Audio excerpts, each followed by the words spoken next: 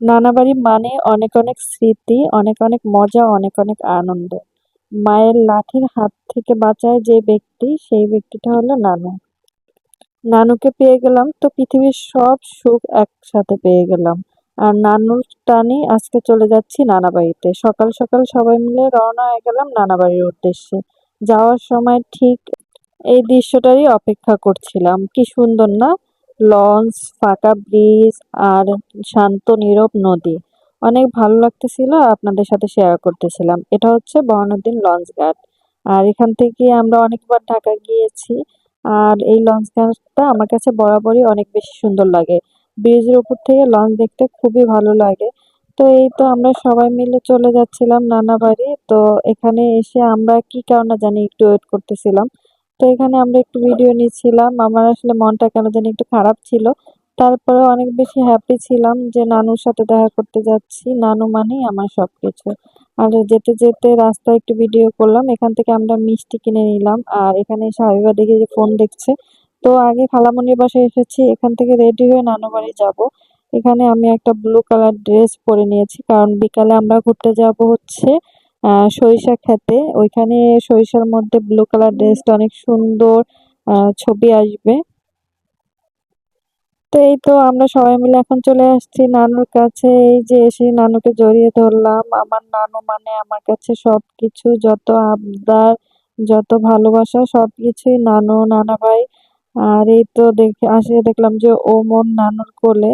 আর এখানে মারু আমার কোলে ওঠার জন্য কান্নাকাটি শুরু করে দিয়েছে। তো এখানে ও মোর তো সবাইকে চিনে এখন মোটামুটি, আর মারু তো সবাইকে মাশাআল্লাহ সবাইকে অনেক ভালোবাসে, অনেক চিনে। তো মারুকে কোলে নিয়ে দুষ্টামি করতেছিলাম। দুষ্টামি করতে করতে আমাদের দুপুরে খাবারের সময় হয়ে গেছে। আর নানুর তো টেনশন, নানু আমাদেরকে কি কি খাওয়াবে, কখন খাবো। নানুর তো সেই অবস্থা, টেনশন করতে করতেই শেষ। তো এই যে বসে গেলাম খেতে। আর দুপুরের খাবার ছিল ভাত, মাংস, মাছ, ভর্তা, অনেক আইটেম। তো নানু সবাইকে বেড়ে বেড়ে দিচ্ছিল, স্পেশালি আমাকে আর ইয়াসটার বাবাকে। তো বেরোনোর পরে আবার একজন এসে বড়ই দিল, তো সেই বড়িটা খাচ্ছিলাম। খাওয়া দাওয়া শেষ করে এই তো সবাই চলে যাচ্ছি ঘোরার জন্য। সবাই আম্মু, খালামণি সবাইকে নিয়ে নিছি, তাদেরকে ছাড়া ভালোই লাগে না। আর ইয়াসটা সবসময় গাড়ি ধরলে কারো না কারো কোলে পা দিয়ে রাখবে, এটা ওর একটা বদ অভ্যাস হিসাবে হয়ে গেছে। আমি এত বকাবকি করলেও আমাকে আবার আম্মু আর খালামণি একসাথে বকা দেয়, তো আমি ওকে আর কন্ট্রোল করতে পারি না। আর এই তো আম্মু বসে আছে, আম্মুকে কি জানি বলতেছিলাম আর আম্মু হাসতেছিল। চল, দেখতে দেখতে আমরা চলে এসেছি সরিষা ক্ষেতে। এই যে দেখতে পাচ্ছেন কি সুন্দর সরিষা ক্ষেত, মনে হচ্ছে না একদম চোখ জুড়িয়ে যাচ্ছে। আসলে ছবিতে না যতটা সুন্দর, বাস্তবে তার থেকে অনেক বেশি সুন্দর। তো এই যে আমরা অটোটা এক জায়গায় রেখে আমরা নেমে গেছি সরিষা ক্ষেতে। এখন আমরা এখানে কিছু ছবি ভিডিও তুলবো। মাশাআল্লাহ অনেক সুন্দর, আল্লাহর হাতে প্রকৃতি আসলে অনেক বেশি সুন্দর। তো এখানে যদি কেউ দেখতে পায় যে আমরা তাদের সরিষা নষ্ট করছি, বকাবকি করবে। তো সরিষাগুলো নষ্ট না করে ফাঁকা দিয়ে আমরা সুন্দর করে হেঁটে যাচ্ছিলাম আর একটু ভিডিও করছিলাম। আর এখানে অনেক মানুষ ছিল, তো ভিডিও করতে গিয়ে আমরা হাসতেছিলাম। আর এই সরিষা ক্ষেতের মধ্যে ড্রেসটা দেখুন, এত বেশি সুন্দর লাগতেছে, এই নীল কালারটা অনেক জোস লাগতেছিল। তো এই যে এখানে একটু ভিডিও টিডিও করে নিচ্ছিলাম। আম্মু এখানে শাক তুলতেছিল নানুর জন্য। তো সরিষা ক্ষেত থেকে আমরা আবার চলে এসেছি নদীর পাড়ে।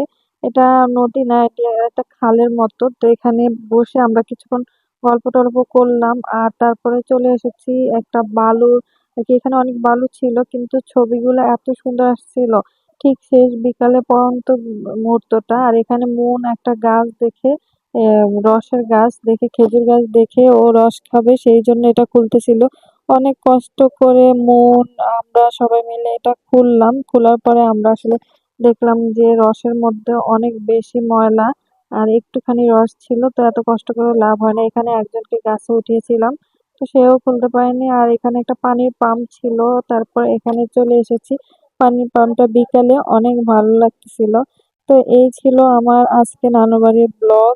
আরো ব্লগ আসতেছে, আপনারা সবাই দেখবেন আর কমেন্ট করবেন কে কে নানু বাড়ি মিস করেন। আসলে যে সবাই মনে নানু বাড়ি